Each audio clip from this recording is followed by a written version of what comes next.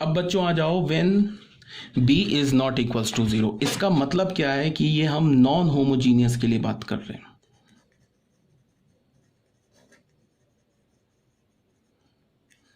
Non homogeneous system of equations की बात कर रहे हैं। इसमें बच्चों क्या हो रहा होगा कि इसको देखो, सबसे पहली बात कि हमने इसको क्रैमर्स रूल में डील कर रखा है कि कैसे हम लोग चेक करते हैं कि प्लेन हमारा पैरेलल है, कोइंसिडेंट है, कैसे कैसे सिस्टम ऑफ इक्वेशन। इस केस में नॉन होमोजीनियस में इनकंसिस्टेंट भी आ सकता है। आ रही बात समझ में? बिकॉज हमारा ये नॉन होमोजीनियस इक्वेशन है, इसमें इनफाइनाइटली मैनी सॉल्यूशन भी आ सकता है, कंसिस्टेंट होगा, नो सॉल्यूशन भी आ सकता है इनकंसिस्टेंट, और यूनिक सॉल्यूशन भी आ सकता है। इस केस 1 में हमने क्या बोला, when determinant of A is not equals to 0। तो डिटर्मिनेंट ऑफ ए अगर 0 के इक्वल नहीं है तो क्रैमर्स रूल में हमने क्या बोला था, ऐसे बोला था ना, x delta is equal to delta 1। तो यहाँ से हमने x की वैल्यू क्या निकाली थी, डेल्टा 1 अपॉन डेल्टा। ऐसे सॉल्व करते थे ना, y delta is equal to delta 2। तो यहाँ से y की वैल्यू क्या मिल गई, डेल्टा 2 अपॉन डेल्टा, और z delta is equal to delta 3। तो यहाँ से z की वैल्यू क्या मिल गई, डेल्टा 3 अपॉन डेल्टा। कब? जब डेल्टा हमारा 0 के इक्वल नहीं है। तो ये यूनिक सॉल्यूशन हम कैसे निकालते थे, क्रैमर्स रूल से।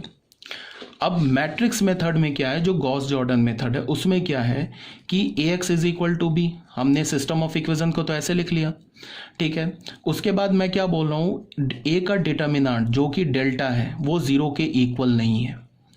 तो क्रैमर्स रूल में तो ऐसे सॉल्व कर लेते थे। अब मैट्रिक्स मेथड में क्या सॉल्व करें, कैसे सॉल्व करेंगे वो बता रहा हूँ। अगर डिटर्मिनेंट ऑफ ए 0 नहीं है तो इसका क्या मतलब है, ए इनवर्स एग्जिस्ट करेगा, ठीक है। तो हमने ये जो ax is equal to B है ना, इसमें दोनों साइड ए इनवर्स से प्री मल्टीप्लाई कर दिया। तो ये क्या बन जाएगा x, और ये क्या बन जाएगा ए इनवर्स बी। तो ये हमारा आंसर हो गया। मतलब क्या है कि x का वैल्यू क्या होगा, यहाँ से capital X matrix X Y Z, और ए इनवर्स कैसे लिखोगे, 1 upon determinant A into adjoint A into B matrix.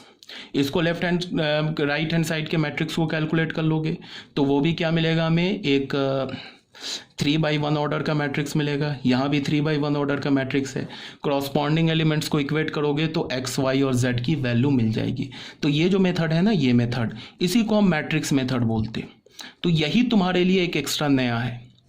मेरी बात आ रही है समझ में? यही कुछ जो है हमारे लिए एक्स्ट्रा इसमें, मतलब यही हमारा गॉस जॉर्डन मेथड है सॉल्व करने का। यूनिक सॉल्यूशन होगा तो ऐसे ही हम निकालेंगे बाय मैट्रिक्स मेथड। और यही बोला गया, determinant of A not equals to 0 है, तो हमने ए इनवर्स से प्री मल्टीप्लाई कर दिया। तो प्री मल्टीप्लाई करने के बाद हमें क्या मिल गया, ये यूनिक सॉल्यूशन मिल गया, x is equal to A inverse B. तो यहाँ से हमने क्या कर लिया, यूनिक सॉल्यूशन मिल गया। अब अगर केस 2 में आ गए, केस 2 में हमने क्या बोल दिया कि अगर determinant of A is equal to delta हमारा 0 है, तो फिर मैंने क्या लिखा कि and adjoint of A into B एक नल मैट्रिक्स नहीं है, then system of equation is inconsistent and have no solution. अब मेरी बात को सुनो, कहने को मैं ये केस 2 लिखवा रहा हूँ, बट इसका यूज़ तुम्हें कहीं नहीं आएगा, कभी जरूरत नहीं पड़ेगा यूज़।